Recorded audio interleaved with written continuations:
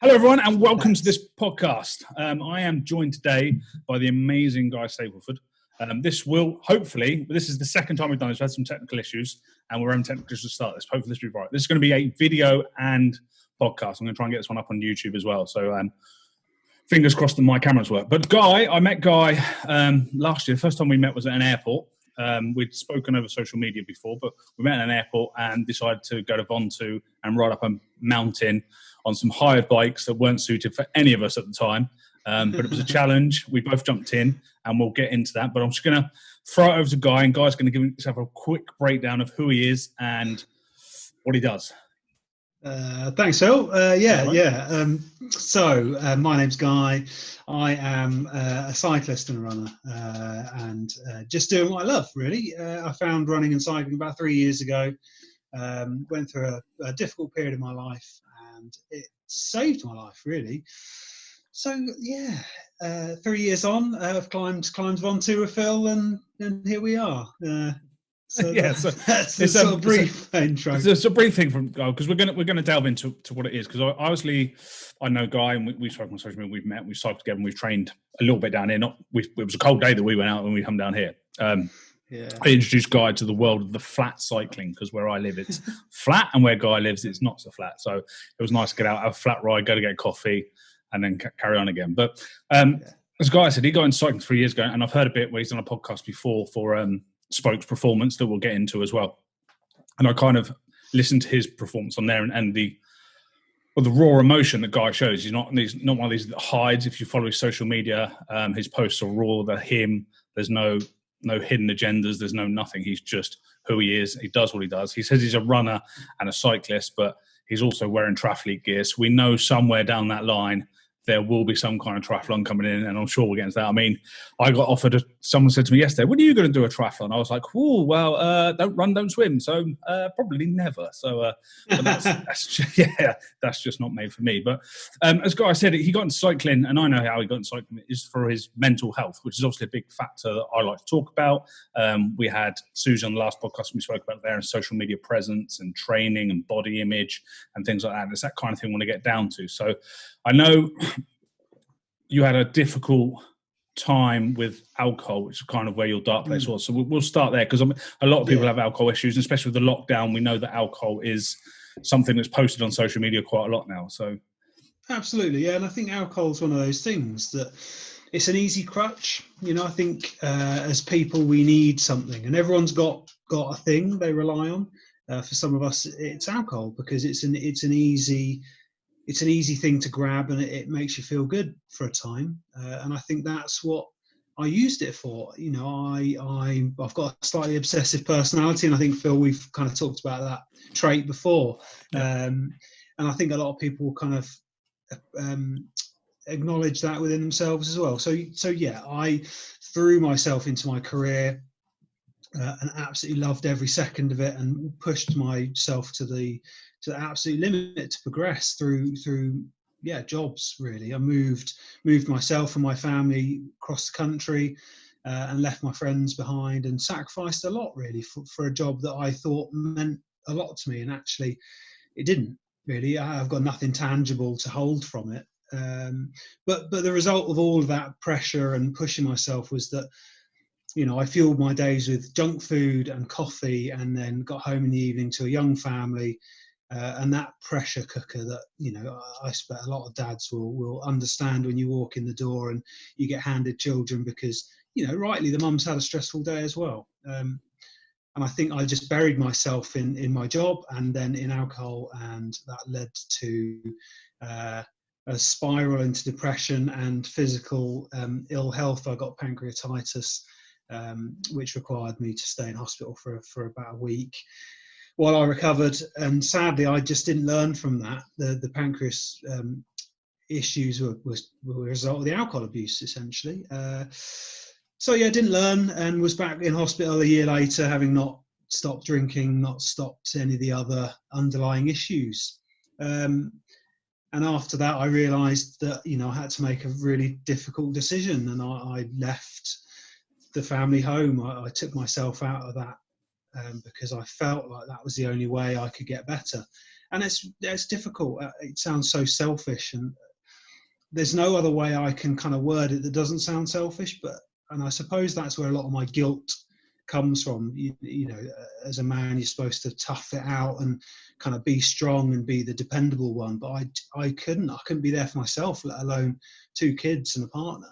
And that's where, you know, I found cycling and running. I sort of made a commitment to myself that if I was going to leave, I had to get better. And the only way to do that was to stop drinking, get healthy, and find a hobby that was healthy. So I bought a pair of trainers and I started running. I bought a bike on eBay, I refurbished it, and a month later I did London to Brighton and back again because, you know, the trains are a nightmare. So why put a bike on a train? Why just cycle home, right? Well, yeah, I mean, you've only cycled one way. Why not do it 2 ways?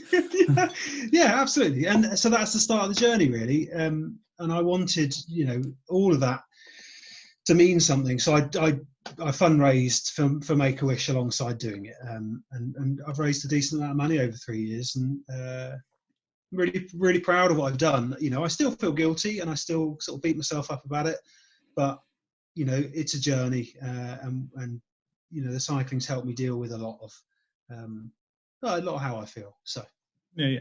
I mean, it's like you say, it's difficult because I mean, I'm not a dad, so I'm not in that kind of situation. But we are, you know, I worked in the security industry for 19 years, so I'm dealing with that kind of pressures of like, you have to be the man on the front line. You've got to deal with this. You're a manager. And even that kind of pressure is like, whoa, hang on a minute. I can't deal with all this. And, you know, I got into some dark places, and I'm glad I got out of that industry. Getting out of that industry was the same. I bought a bike while I was still in that industry with all the intentions of getting fitter, but I actually got fatter. So that didn't really work. So, and then I left that industry and you know, and thankfully I did, because, you know, all my fitness things are on the right curve now. So the weight loss is up a little bit with this lockdown. I haven't trained as hard, and we'll get into that. But you know, my resting heart rate at the time, I've gone back through my stats, and when I was at that job, the stress and the pressures and not sleeping and doing all that kind of thing, my resting heart rate was around 66 to 68 beats a minute, and that's just ridiculous. At the moment, it's sitting around 50, which is a vast improvement for those that understand heart rates kind of things. And you know, it was, and I understand those pressures, not as being a father, and I can see the guilt side of it is because, you know, in these modern day and age, and you know, that pressure of you're the dad, you're the man, you should be able to stand up. You know, it's normally, and you know, it's in films, everything. It's the woman that walks away. It's always that kind of thing. But I think you saying you feel guilty or think it's not. You're actually braver by leaving that situation rather than making that situation worse for A, yourself. B, you're then going to resent your relationship that you're in even more, and then if that does break down, it's going to be a resentful relationship, and you're not going to have that communication, and then you're going to put the kids in a bad situation. So, if, you know, I've come from a broken home. My dad left when I was 2. Me and my dad are closer than most of my mates. It's one of those things because he had to leave, and you know, he didn't stay in a relationship for the sake of it. My mum's happier, and you know, they've all had their own relationship since. But yeah, I think we all have this pressure of we've got to be the man. We have to stay. We have to do this and tough it out. And I think you've taken that toughness, which you thought you had to put in, and put this into this crazy idea of endurance cycling that we both kind of have a passion for. And this is as we say, the obscure thing. I am quite a big cyclist. There's no denying it. I'm 100 kilos, probably a little bit over today. Just had a massive roast dinner, I'm not gonna lie. So, treat myself once a week for a roast. And then, you know, I'm 100 kilos, but I can ride a fair distance. I've done an 800 kilometer ride in 4 days before. So it doesn't fear me. Mountains do fear me. It did take me a hell of a lot longer to get up onto than Guy did. And he also got down a lot quicker than I did, but I still held the record in the flat section, and I'm maintaining that all the way through till I die. But and those pressures are there, and you know, having that fighting spirit to say, look, I need to leave. That's still courageous, because staying in some places, some people see that as a weaker option because you're staying in the comfort of what is an unstable relationship, but it's just continuation. It's just the norm, and it's what you know. And I mean, it can't be easy for girls. And I know you adore your girls because they're always on social media, and you're a big advocate of helping them see the world for a better place. So. Yeah, absolutely. I think that was my main driver, really, was that, you know, they were growing up with a dad that was angry and frustrated and not happy. And, you know, every time I walked through the door, I thought to myself, I should be happy to see them and I should want to see them. But I wasn't So I think, that was ultimately, not thinking about myself, but thinking about the other things that I needed to change. The relationship with the kids was a fundamental part of it. And, 4 years later, I've got the best relationship, that I could have ever had with them. Yeah, it's come at a cost, but I love them, and they want to come and spend time with me, and that's all I ever wanted. And to be a role model, I guess, like you said, it's our kids look at us like we're heroes, whether we're good or bad to them. And I just wanted to be that good role model, that be a nice person, be a good person, be happy, be healthy. Those are the important things in life. All the other stuff doesn't really matter. Yeah, I mean, for those listening or those that know Guy, you'll know that he is a happy-go-lucky person. He was always, like, on that Von 2 trip, he was the one that was always laughing, always cheering everyone on, even me at the back, struggling. But I mean, I phoned Guy, I think twice. I phoned, but the last time I was literally, you were at the top waiting for me, and I was 500 something meters. It looked like it was about 5 miles away, and the weather had changed. And I just phoned Guy. I went, I don't know, I can't even see the road now. I don't know if I'm going to make this up. And Guy went, shut up and just get up here. I was like, oh, mate, yeah, no worries. I'll get you a drink. Okay, cool, no worries. And then he come out of the shop, and then when I got to top, I went, oh yeah, the weather did change. I went, I did tell you. Went, yeah, well, you're here now, aren't you? And that was kind of it. And then it was and that was a tough day in the saddle for us, because we got off and we weren't expecting to ride that day, because we had planned to ride the next day. But the guys at the shop that we hired the bikes from were like, yeah, you can't ride tomorrow, and the winds are too high. So we were like, oh, we're only here for a while, so we better do it today. So I hadn't eaten for 36 hours with food poisoning. None of us had the correct kit on. Like, we were going up Von 2 and people were coming down Von 2 in full winter, like, scarves and arms. And there's us going up in like just normal cycling shorts and going, I've got a jacket or nothing. And then when that weather hit, I mean, it did drop. But you had crazy. That. Yeah, it was a crazy time. But I mean, your kids now, I mean, you, like I said, you post on social media about them, and I know you're a loving father, and you help them with their gratitude. I know you're a big thing on gratitude, and you help them with the kind of seeing the earth as a place that needs to be looked after. I know you're a big fan of recyclable stuff, and as much as you can get, renewable or anything like that. I know that's a big thing in your life as well, which is absolutely to be commended. Yeah, no, absolutely. No planet B. I think we've got a small changes, big differences. I think the kids today grow up with it's social media, it's computers, it's convenience, and I guess I want my kids to grow up thinking that there's lots of little things that we can do that make a difference. It doesn't have to be the big fancy stuff, but just a bamboo toothbrush is pretty cool, and they like that. So we've always said, start sort of the whole thing. If you start small, it's the Michael Jackson song. And you want to make a change, take a look at the man in the mirror and all that kind of stuff. But it is. I mean, it's like I said, there are those grandiose gestures of crazy people that want to change the world, like Elon Musk, who wants to completely solar panel the entire world and save that. And those are those grandiose ones. But if you just broke it down to every household, just changing the way they throw away disposables, make sure they're recycling, make sure they're buying recycling stuff or stuff that's good for the planet and stuff. I think that's a huge benefit and a huge lesson that you're teaching to your kids that they can take with them, and save that kind of future planet, as well as the health and the cycling and everything. I mean, you bring that to them as well. I mean, when you first started cycling, you said your health's not great with your pancreatitis, but you have weight issues or... No, I think my weight's never really been a massive driver for me. I think, of course, alcohol, you put on weight, of course. But I'm a tall guy, I'm 6'4", so I think, I was probably 13 and a half stone at my heaviest, which is not an awful lot. And when you're 6 foot plus, it's spread out over a bigger area, I suppose. So, it was, but certainly 3.5 years down the line, of course, I'm a very different person to who I was. But for me, it was, and the thing I talk about the girls is, actually a bar of chocolate doesn't matter once a while, as long as you're in moderation and you eat healthy generally and you do some exercise. And that's, there's nothing off limits in my house. Like today, I've had a donut, but hey, I'm going to burn that off. Roast dinner. I think moderation is the biggest thing we can kind of learn, really, as adults and as kids, that you just don't go silly. It is the pressure with kids as well. I mean, I remember when I go to school, everyone else is eating a chocolate bar and you're like, oh, my dad's giving me some carrots. They'll be like, wow, lucky you with your carrots. But, teaching it, say, look, well, this is what you have there. And at home we have, because I know you're a big fan of whole foods and eating berries and absolutely. oats and all that kind of stuff. And we will talk about the Cadbury's cream egg sandwich, which was something that posted on Instagram. And I was like, has he made a mistake here? Does he just mean an egg sandwich? But no, it is a fried.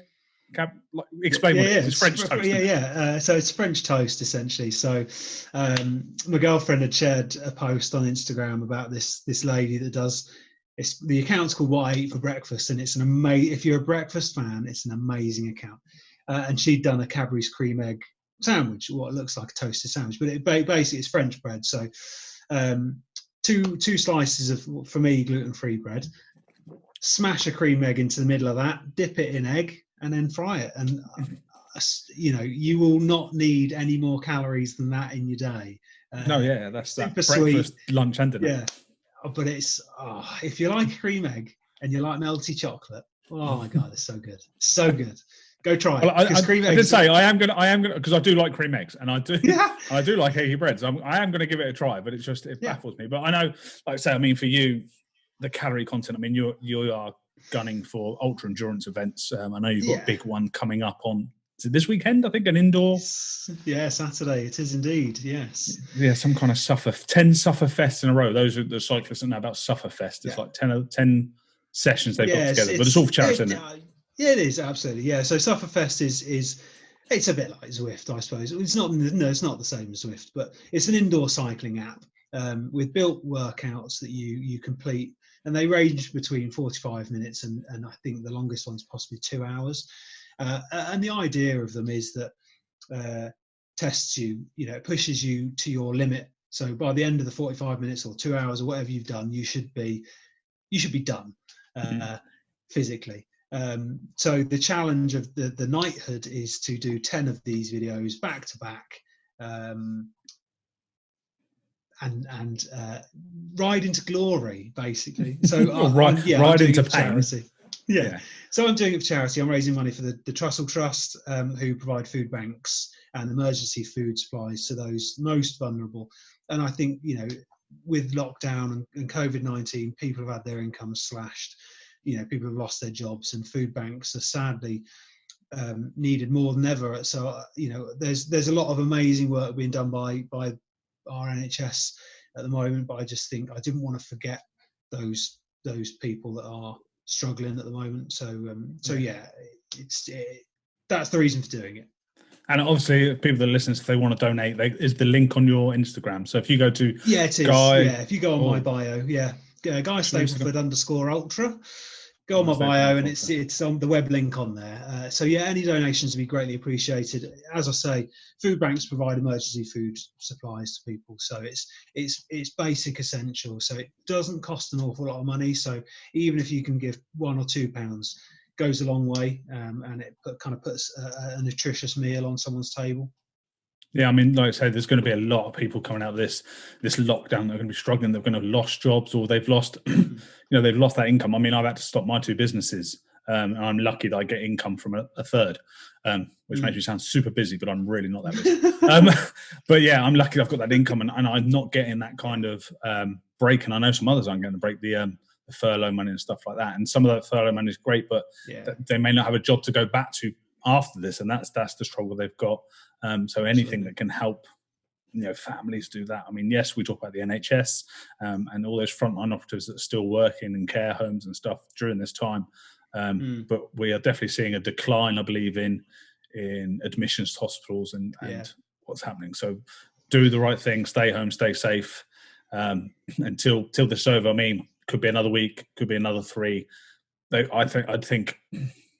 It's a learning curve for everyone. It's a big wake up call. We haven't had this kind of drama or lockdown since probably World War II. Since everyone had to club together, and this is the biggest thing that's clubbed together. And this is not just European think this is the world. This is everybody, and countries have dealt with it differently, and different results have happened, and it's going to be a learning curve for absolutely everyone to say, can we deal with another pandemic? Can we deal with anything else that goes this way? And we've learned a lot as well. I've learned that you can, watching Guy, I've learned that you can do a triathlon in the garden, which was interesting. Yeah.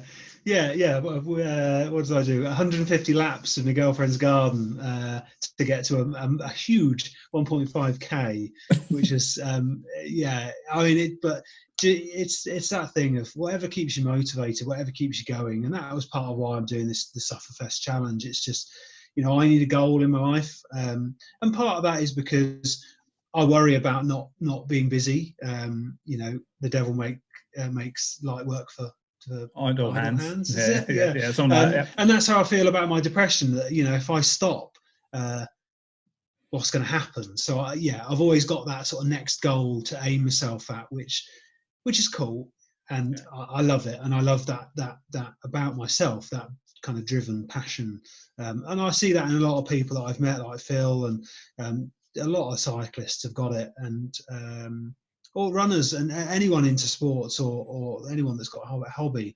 I think that's a really endearing feature. It's just can be a little bit dangerous.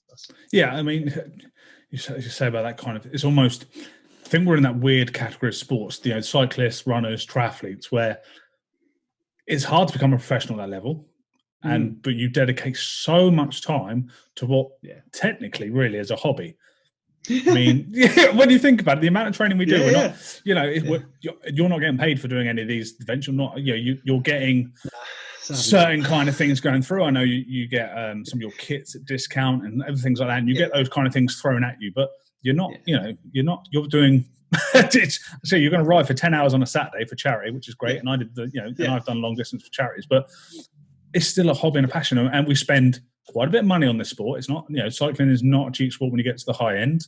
And when you start going, I want a new bike. I want this, I want that. And it's, it's difficult. And, that kind of, I don't know how it's, because me and Guy got chatting, we basically got the same kind of goals. We both want to do the race across America, which is as it is, it's a race across America from coast to coast. It's 3,000 odd miles in 9 to 12 days is the kind of going. I think the record's like 7 or something insane.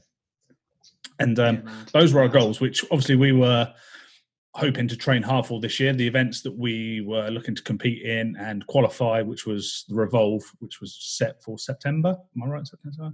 And that's now been postponed till next year. But again, I've looked at that as a positive personally myself, because I'm like, well, that actually, it gives me more time to train, because originally next year was going to be a fallback if it didn't qualify this year. But I've actually now thought, well, actually, it gives me more aim and drive to go for it next year and then compete in the Race Across America in 2022, which is the same year that Guy wanted to do. And we didn't know this until we met, and we both had this crazy thing.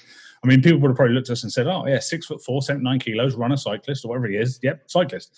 Phil, you're short and dumpy. You ain't going to be a cyclist. But it's that mentality. I have that mentality. I have a never quit, never die in the saddle, fall off and do whatever you want.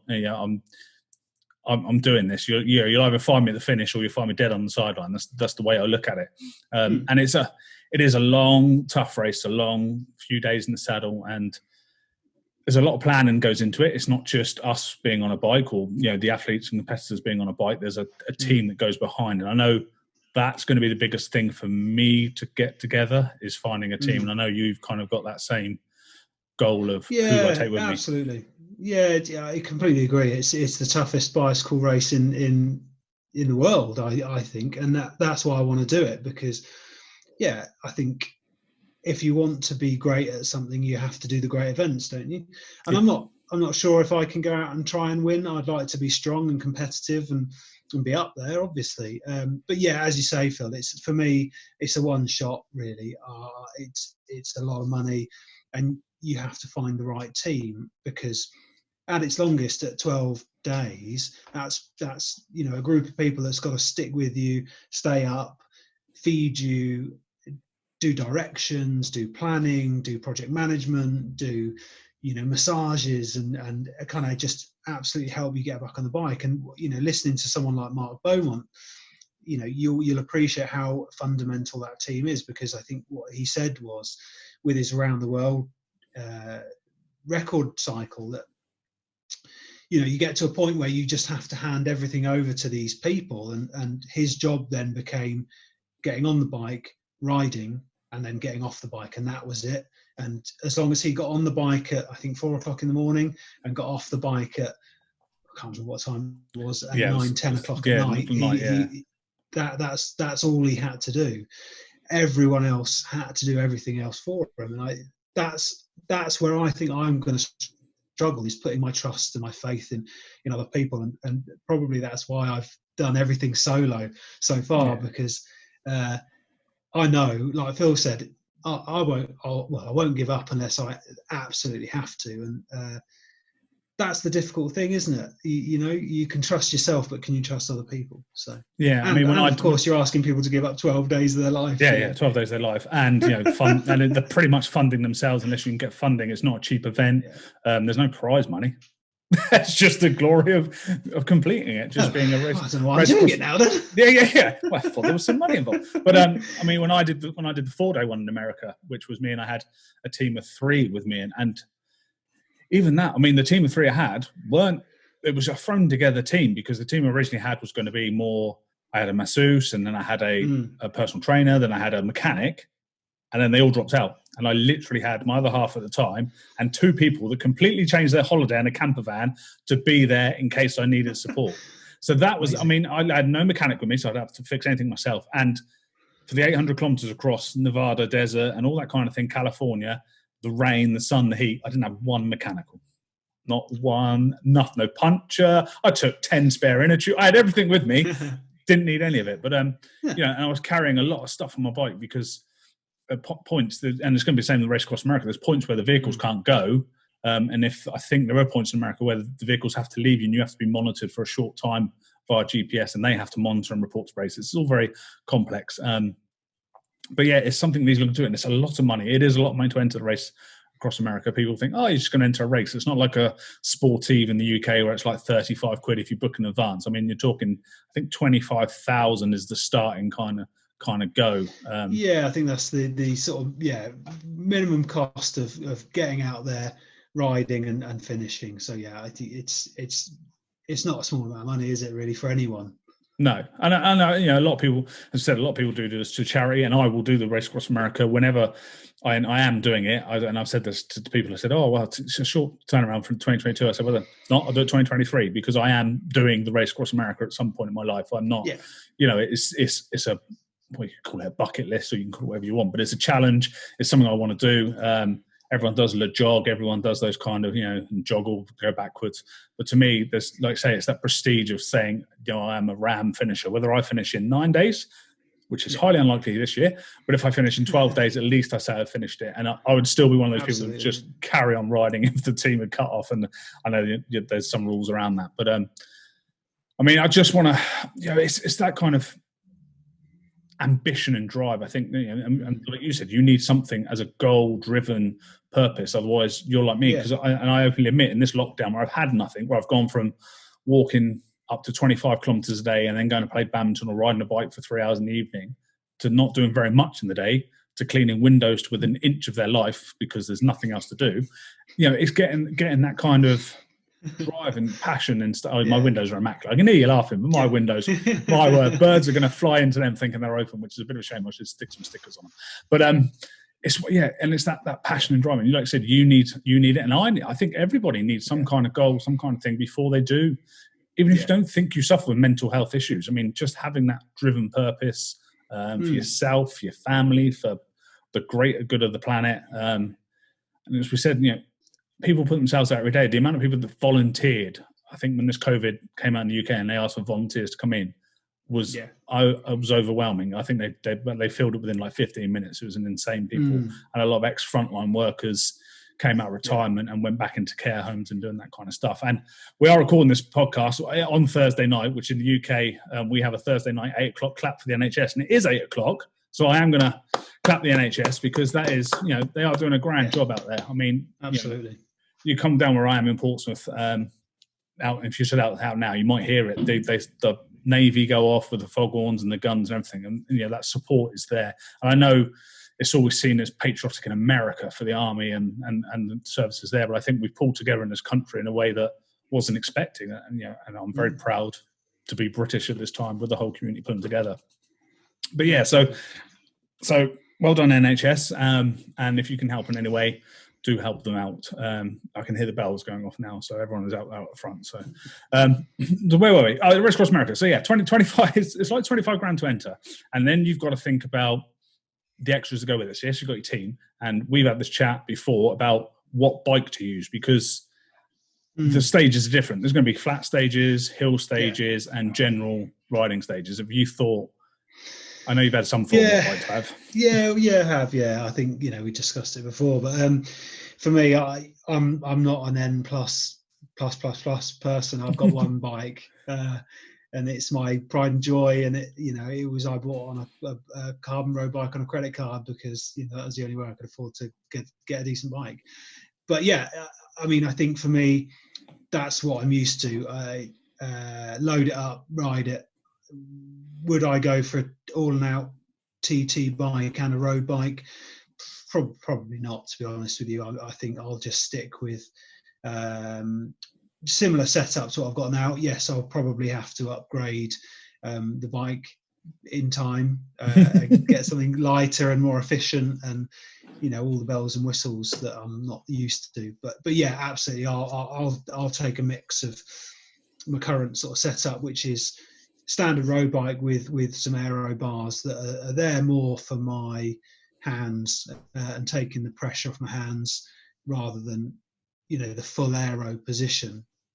I'm tall, I'm rangy, and I've got incredibly tight hamstrings, so getting super low and super aero for any length of time is not comfortable for me at the moment. Although appreciate I've got a couple of years, I can get I mean, I was going to say, don't write them hamstrings off here. I mean, a good couple of years of yoga and actual proper stretching, you might be all right. I could try, but yeah, I think for me it'll be use something that I know and trust, and just try and make it the best possible thing it can be, rather than faffing with lots of different bikes. So, but I think you've got sort of slightly different ideas. Yeah, I mean, I think mine, like I say, I've got the comfort of, and I've ridden my bike for 3 years now, and I wouldn't change it. My winter bike is the same, except in aluminium. It's just exactly the same geometry. And that for me is comfortable. And again, when I did the long ride, I put the aero bars on. I didn't use them as much as I thought I was going to. I thought, on those flat desert sections, I thought, well, I'll be on those aero bars, but those deserts aren't always as flat as you think, and I think that's the kind of key to it. Is like, it's actually a little incline, so you're kind of more comfortable on the drops or on the hoods. For those that understand what that is, that's the bars. Just Google that if you don't know. And then, I mean, I've looked at other setups, and I think what I'll do is I'll have higher aero bars, which some people now have, which are slightly higher, so you're not as aero, but you're still aero, and you're taking that pressure through your elbows and forearms rather than your wrists.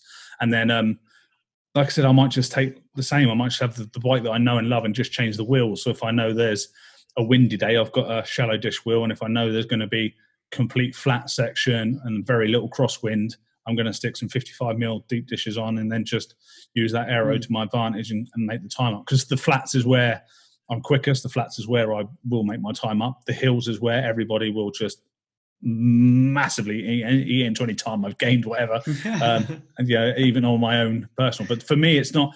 I know that I'm not going to win. I know that it's not.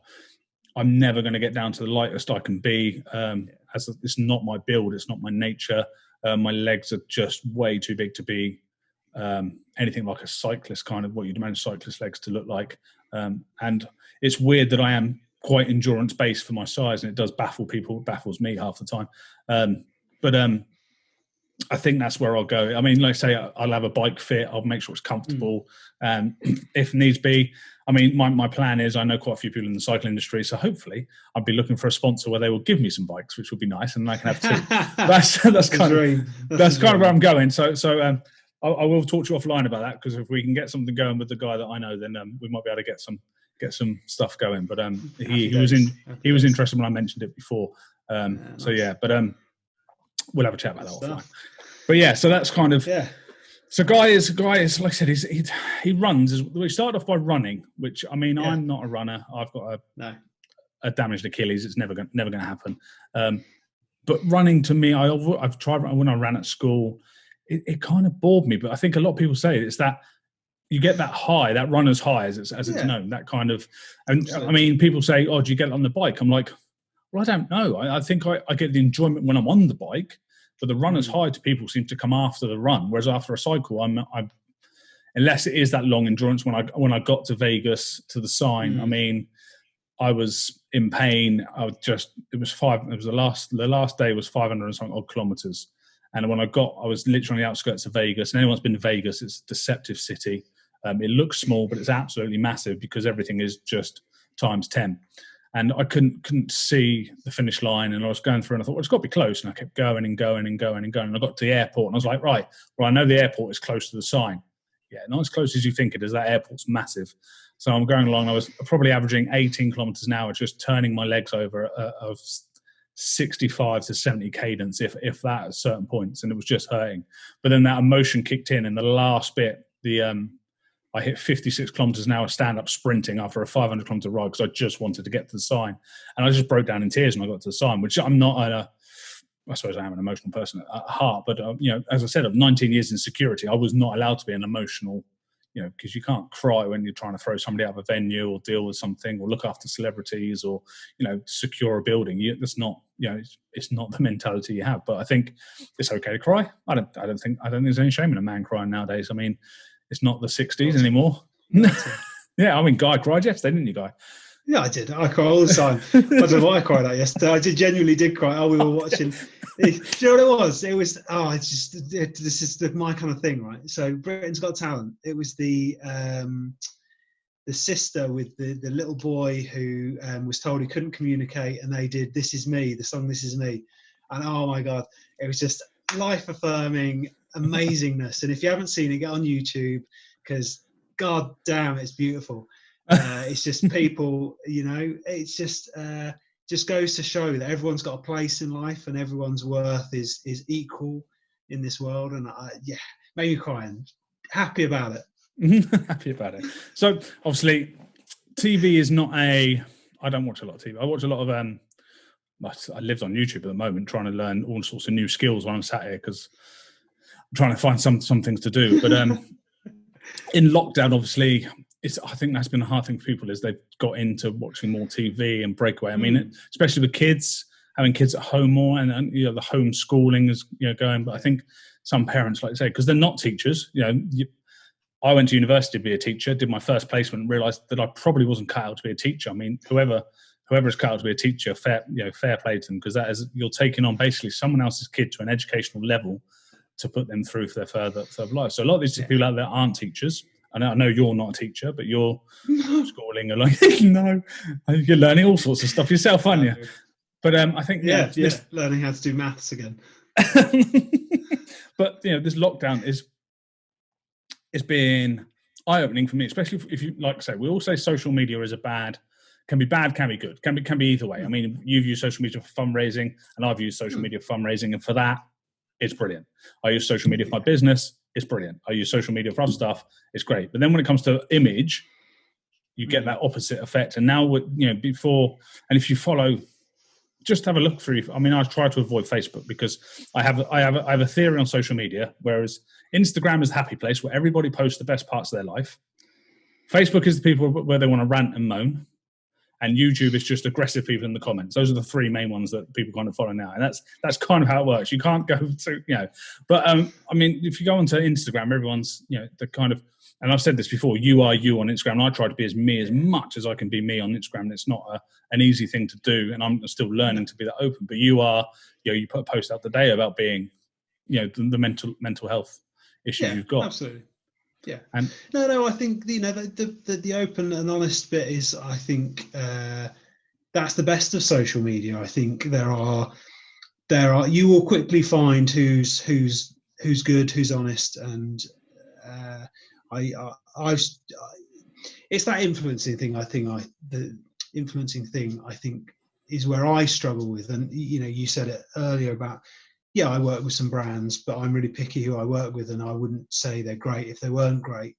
But you'll get people who are shouting out about how great a pair of trainers are when they're wearing a completely different pair of trainers, which that's what irritates me. But talking about lockdown and NHS, and that's the best of social media for me. That's when we as people come together and have a shared goal, shared vision, shared purpose, and I think it can be a beautiful place. But yeah, as you say, it can be a really horrible, nasty world. Yeah, I mean, it is that kind of, like I say, it is that image, and it's even, it's not just for, there always used to be the female image. You had to be this perfect female form, but even for men, it was never kind of. I mean, you go and look at the front of a Men's Health cat. I don't look like him.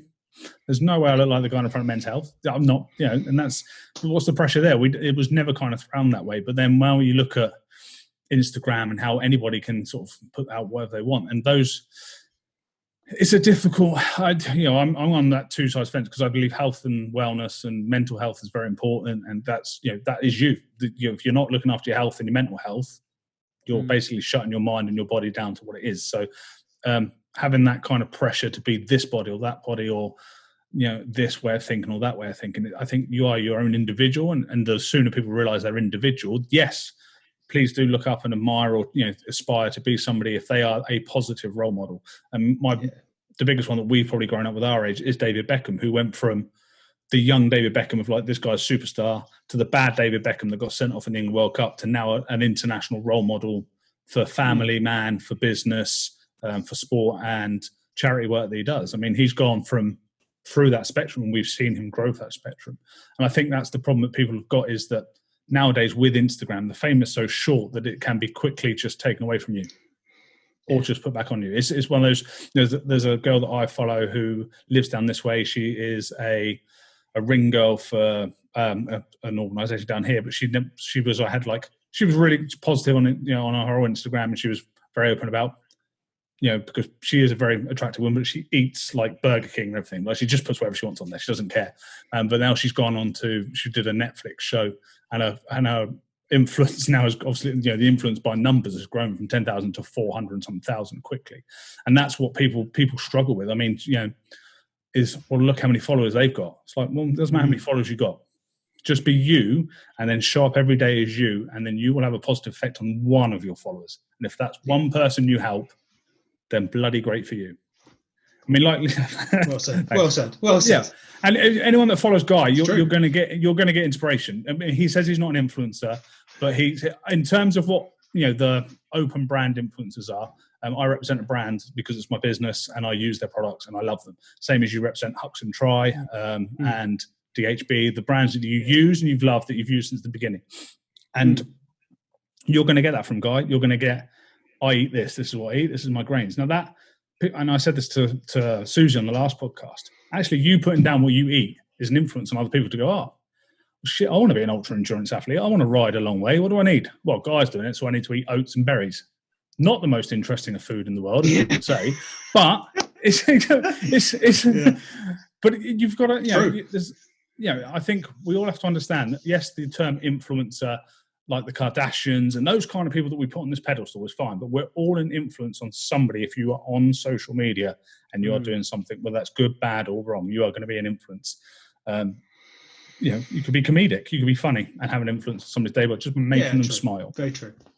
But I get your influencer thing on the, like say, there's always those, I represent this brand. And I know that I've worked in an industry background where they say they use one thing, and I know for a fact they don't. They were just paid a lot of money by somebody to say they use it, and it's that does happen, and unfortunately that's changing as well. I think a lot of athletes and a lot of one athletes will only represent brands they actually kind of have a bit of faith in. I mean, there's still going to be those big brands. I mean, I think Cristiano Ronaldo was paid $1 billion by Nike to be a Nike brand ambassador for the rest of his life.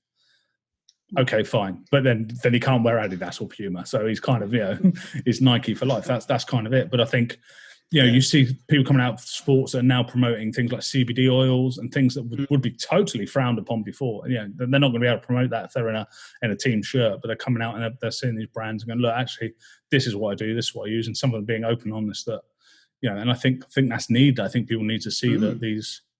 these high influence aren't all what it's cracked up to be. But No, absolutely. anyway, I think there's a big thing about COVID's a big deal at the moment, and that's affecting everyone, including businesses. And for me personally, I think there's a lot of great British brands like Tuxton, like Velaskin, Chamois Cream, DHB. They're cracking brands. They're British. Let's support them, because they're doing good things, and let's make more in Britain. And we don't have then the worry of, can we get hold of stuff because it's coming from China or overseas or wherever. So yeah, I think it's. I mean, like I say, it's a difficult situation, because obviously the way the world economy works is different to the local economy. But we can support local economy, support local shops. I mean, people have said to me, "Oh, how'd you fix your bike?" I was like, I do not fix my bike. And they're like, "What do you mean?" I'm like, "I just take to a local bike shop, because that guy, he's there. That's his business.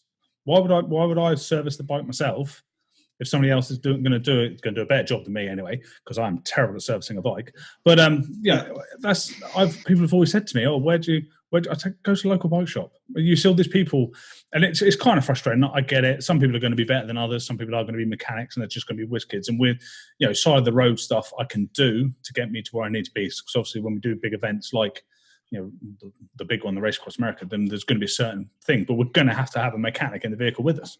So I'm kind of in that thing where I believe in supporting the local business. It's only a small cycle shop I use. It's the only one that I recommend in the area.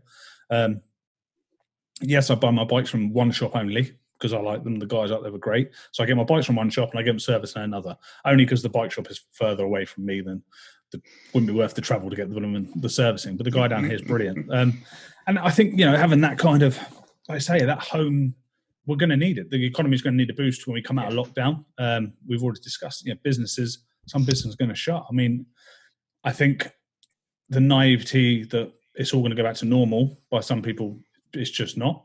I've kind of had a discussion with someone the other day. They're like, yeah, but all the big brands like Costa and Starbucks and McDonald's, I was like, well, some of those are franchises. Some of those are owned by business owners. They're not owned by McDonald's or Costa. They are franchise businesses. So some of those may struggle, because it may have been the dream for someone to open that business. I'm going to have a Costa coffee shop, or 3 or 4, and that's going to be my income and my stuff. And then this hits, and they've not got the financial backing of a big brand. I mean, a friend of mine opened a restaurant 11 weeks before COVID hit, which is, he's still building once you open a restaurant. So he's now he's reconsidered.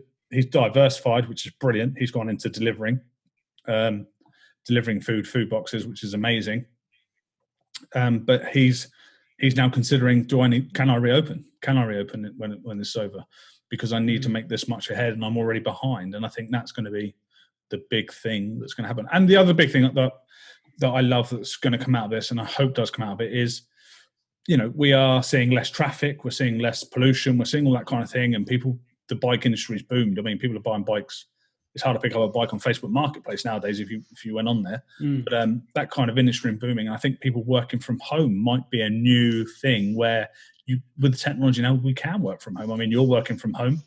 I've got friends that said to me, I've done more work at home than I would have done in the office. So, I mean, I think hopefully that will change some things for the better. That's mine. Certainly eating less biscuits at home, I can tell you that. When someone comes into the office with biscuits and donuts, you're like, oh, I can't have 2, 3. Yeah. No. But my hope is that will happen. I think, families have become tighter units, family time, that see people out walking with their kids and actually spending time with the kids. And then my big hope is that some of these offices that don't need to have an office because it's generating extra pollution and traffic, that may become a slight thing of the past, and people can, with Zoom technology that we're recording this over, and other brands that are out there. I just think my hope is that this kind of break in pollution may continue for a lot. It is weird, I'm not going to lie. The first time I noticed that there was no planes in the sky, I was like, well, that's just baffling. Just no trails, no planes, no noise. I was like, oh, right, okay. And I spoke to people that live in London. They're like, it's even weirder up here because we're on a flight path and there's just nothing. And we can actually hear birds singing. But, I think, as you said, the community that's come together, and I think social media positivity, and people. There's always going to be those people that profit out of it, and there's always going to be people that are going to lose out of situations like this. But there's always those people that do come out with some funny things on social media that bring us together as a community. Memes or songs or any of those kind of things that happen. And I think that just shows the great British character, I think, at the end of the day. Absolutely great, mate. So we're going, as we're both cyclists, and I know there's going to be some cyclists listening to this, let's talk a little bit more about cycling just to finish this podcast off. So at the beginning, we kind of touched on that cycling helps your mental health. And it's that kind of that goal orientation that gives you something to aim for, that makes you, take your brain out of its inner thinking and goes, right, I've got to do this, I've got to ride this, I've got to do so many things. So the big goals obviously this year were Wessex 24, which we're still hoping is going to go ahead in August now instead. Yeah, 24 is 320 miles in 24 hours. And it's quite hilly. I've just realised that. I didn't realise that. Then Revolve 24, which was actually cancelled or postponed or furloughed or whatever the words we're using nowadays, till next year anyway. Before COVID hit, they were taking a fallow year, isn't it? I think they used those. So it was a fallow year until next year. And that's Brands Hatch. That is 24 hours around Brands Hatch. And again, that was 340 miles. I think that was the qualifier. 340 is the round qualification, isn't it? Round qualification in 24 hours. So that one's obviously, we're both gunning for that next year. But I think you're also looking at Red Bull laps. Time lapse, I think, for me, it was either going to be Revolve 24, because as we said, it's the UK qualifying event for RAM. So for me, this year would have just been a test year. But Red Bull Time Lapse is, in essence, it's the same event. So I'll do that hopefully as a solo, and it's later in the year. It's October. But it's tough. This year's sort of been decimated a little bit, really. So that's for me why I've at least tried to keep up some of the indoor cycling, indoor challenges. Just to keep my mileage high, keep the consistency and the motivation. Next year, I haven't really committed to an awful lot. Next year, I was doing race around Ireland this year. That's been cancelled. I'll do that next year for sure. And the other one I'm doing next year is London, Edinburgh, London, which is 1,400 kilometres. Yeah, I think so. 700 there, 700 back. Yeah. Yeah, obviously London, Edinburgh, and then back to London again. And back to London, yeah. And if you want to watch a really great film, they've got a film on Amazon Prime about London, Edinburgh, London from 2013, I think. But it's a great film. It gets into the lives and the minds of people who do these kind of long distance cycling events, and it's just a really nice film, so I'd recommend that. I'll give that one a go. I started to watch Iron Cowboy, that one on about the triathlete guy. That was quite good. And then if you get onto YouTube, and there's an event called the Pan Celtic Race, which I tried to enter this year, but it got sold out so quickly. But I think that's been cancelled as well, unfortunately. But that is they got some good YouTube stuff about the cyclists and the race from last year around there, and that's quite a good event as well. So if you're looking for some cycling videos while you're in, there's our recommendations. I mean, the Iron Cowboy is obviously a triathlon one, but it's still impressive. There is a Race Across America one. I think that's on Amazon as well. So if you've Race Across America, there's a documentary on the team that did it, UK team that was doing it there. So it's about 40 minutes. So so in terms of, go on. Yeah. No. I think for me it was trying to pick those events that built up towards RAM. Really, just kind of that multi-day, high mileage, pushing, and I think the skill, the trick, the very personal thing is for me is working out how much sleep is enough to keep going, and I think that's why in a way I like the ultra endurance stuff. It's that we talked about mindset, and when you get to that point of thinking I've got to stop, but actually it's, well, maybe if I just do one more mile, or maybe if I do just half an hour or 20 minutes more, it's that little win over your mind, I think that's very powerful. And the runner's high, I think you can get that quite quickly. I think the high on cycling, it takes a little bit longer to get it, but like you said with your sprint finish in Vegas, I think the high is for me much more mental, in terms of once you've beaten your own body and your own brain, I think that's when the high comes and the emotions come. And it's really powerful. And that's what I love, and that's why I keep doing it. Yeah, I mean, like I said, that long ride I did. I mean, the sleep was one thing. I mean, the UK leg killed me because it was the worst weather ever to ride from to Heathrow. It was just horrendous. And I arrived literally hypothermic. The police were worried about me. I was so cold I switched off. I left my heart rate monitor in the toilets and flew to America without a heart rate monitor. So I had to rely on Apple's own rather than having the thingy. So that was kind of a nightmare because that was going to be my monitoring. But that last day I'd set a distance that I wanted to stop at. So I didn't set a time. And I know people do it different ways. So they go, right, I'm going to ride for 10 hours and see where I get to. But I actually set a distance. So I was like, well, I'll just push that distance, which I've set out as my break point for 2 hours rest in this long 500 kilometers. Didn't plan it very well. I was right next to train tracks, and train tracks in America never stop. They just keep on going all night. And if you've ever been to America in the wide open, those trains are 3 kilometers long and they just keep on going. But I slept, I was fine. The crew didn't. So I was that exhausted. But I did mine, like I said, by a distance. No, people do theirs by time. I'm not sure. So I think solo, I think you've got a bit more leeway, but I think on these actual organised events, you're going to be tied into time cut-offs, which is going to be, that 1 more mile is not going to be, you're going to have to make that distance up the next day, which, you've got to allow for those things. And then in terms of keeping nutrition up, obviously you're big on your nutrition now, and I know you're also big on training, and I know you're with Spokes Performance, and I think you're a massive advocate of actually having some kind of coaching, which I am as well, whether that's Spokes or another. Absolutely. Yeah, I think, for me, I did a couple of years of DIY challenges and, just figuring out training myself.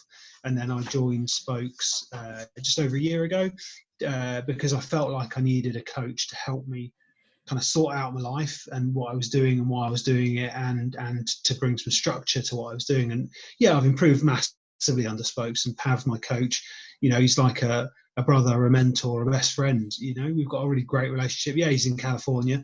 Does that matter? No, we speak virtually every day, on messages and stuff. So it's fantastic, really. And as I say, I've improved massively with having that additional structure of having a coach. So I'd absolutely recommend just generally coaching to anyone, but Spokes are great because they are truly personal.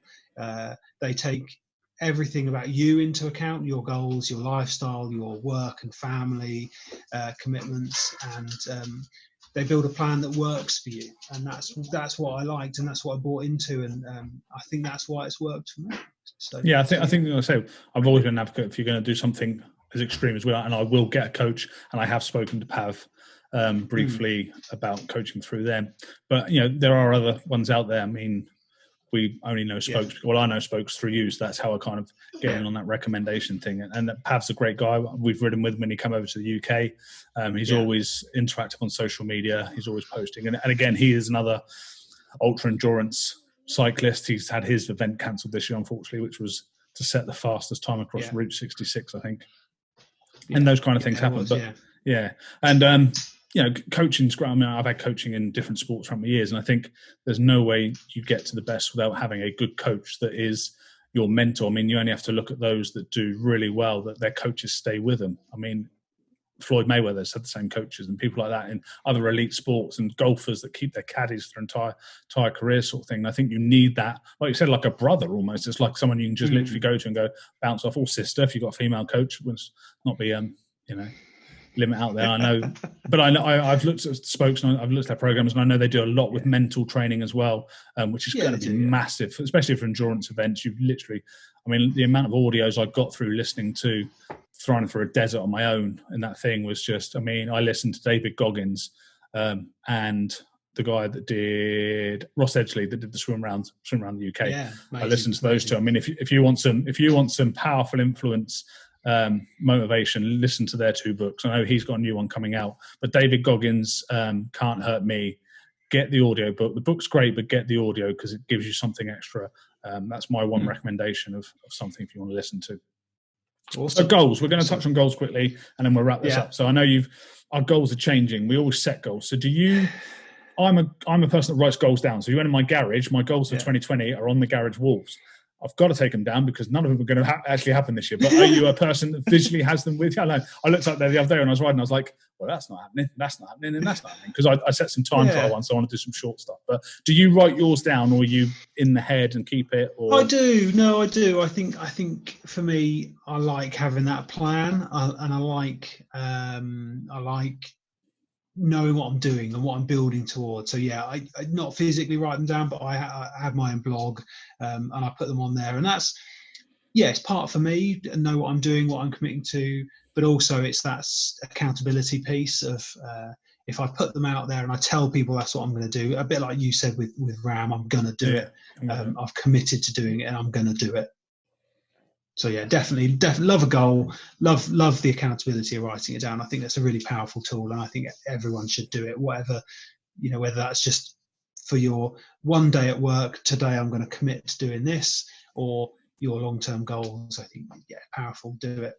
Yeah, I mean, I've always had my goals, vision boards and goals in front of me. So when I was doing the Vegas ride in the garage, when I was training for that 100 kilometers and 100 degrees in the garage, which was just insane temperature, I had the picture basically of the Las Vegas sign, which was going to be my finish, in front of me in a large printout, and then I had the distances broke down. And this year also my goals were set up distances, so I can see them, so like I say, so I know what I'm aiming for. I almost need that visual to say, look, you are doing this for this. You're not just getting on the bike, doing some numbers, crawling it down. I'm not a big numbers fan. I'm more of a get on, do it, see what happens afterwards, which I know is going to change when I get coaching, because it will be more numbers based.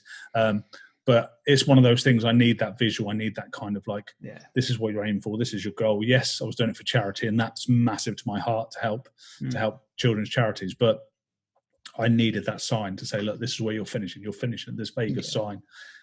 Which, if anyone's been there, the sign's not as big as you think it is neither, so it's not as impressive when you get there. But that was that kind of visual thing. So I'm big, like I said, big fan of goals in terms of everything: business, training, daily life. Get up in the morning and write 5 things you're going to do. But don't do a to-do list. Don't call it a to-do list. These are your 5 goals for the day. If it was to keep the windows as clean as possible, which I have done, I've achieved that goal, and I feel grateful for having done that, but and that kind of thing, and gratitude as well. And I know you're a big fan of gratitude. Every day, just to be grateful that especially at this time, that we can train indoors. We have the ability to train indoors. I don't think you can buy a turbo trainer in the UK at the moment. I think every single one of them is sold out.